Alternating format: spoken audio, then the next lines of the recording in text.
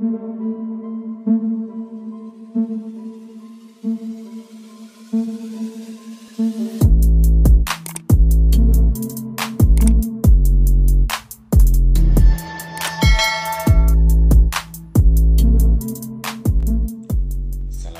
warahmatullahi wabarakatuh. Jumpa lagi dengan saya di channel AA Guru Idola. Hari ini kita akan mempelajari sastra, yaitu tentang menyajikan hasil interpretasi pandangan pengarang. Tentu Anda semua sudah baca banyak novel kan? Bagaimana isinya? Beda-beda kan, antara satu novel dengan yang lain masih beda-beda. Selain tema yang diusung, perbedaan yang ada adalah bagaimana cara menceritakan dan sudut pandang pengarang.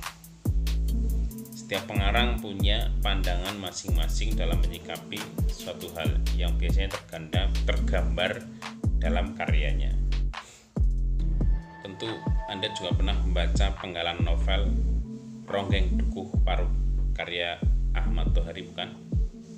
Keren bukunya, Ronggengnya Dukuh Paruk itu keren. Itu adalah terdiri dari 3 buah novel, maka disebut dengan trilogi. Sudahkah Anda panjenengan mempelajari bagaimana pengarang memandang hidup ini di dalam novel tersebut?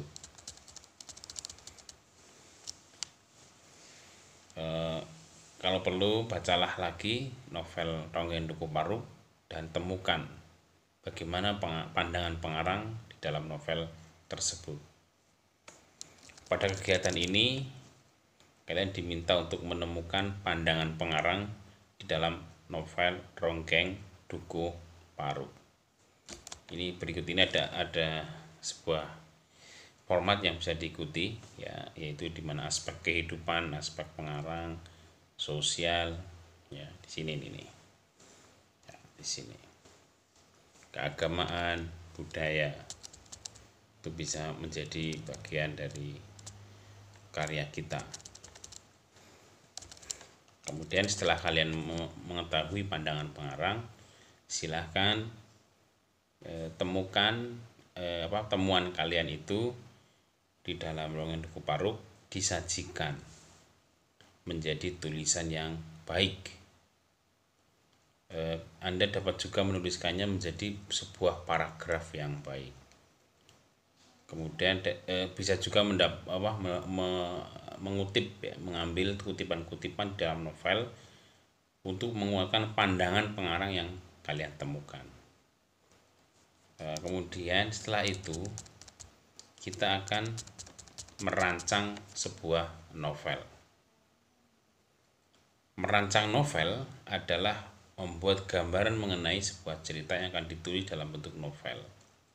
Dalam merancang novel, kamu harus memperhatikan aspek isi dan kebahasan yang sudah kita pelajari sebelumnya.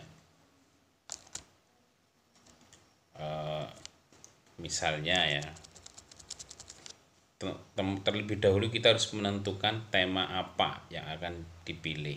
Kemudian langkah-langkahnya,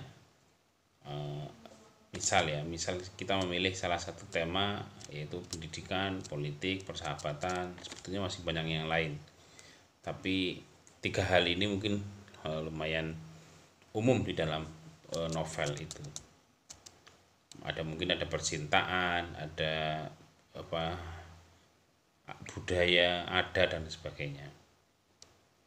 Kemudian dari tema ini, setelah ketahuan siapa tokohnya dan bagaimana karakternya, kita sudah tahu di dalam penokohan itu ada 3 jenis, ada antagonis, protagonis, dan tritagonis. Isilah pada kolom di sini. Kemudian bagaimana alur yang akan digunakan, apakah maju, campur, atau mundur. Kemudian di mana latarnya, baik latar waktu, latar sosial, maupun latar tempat.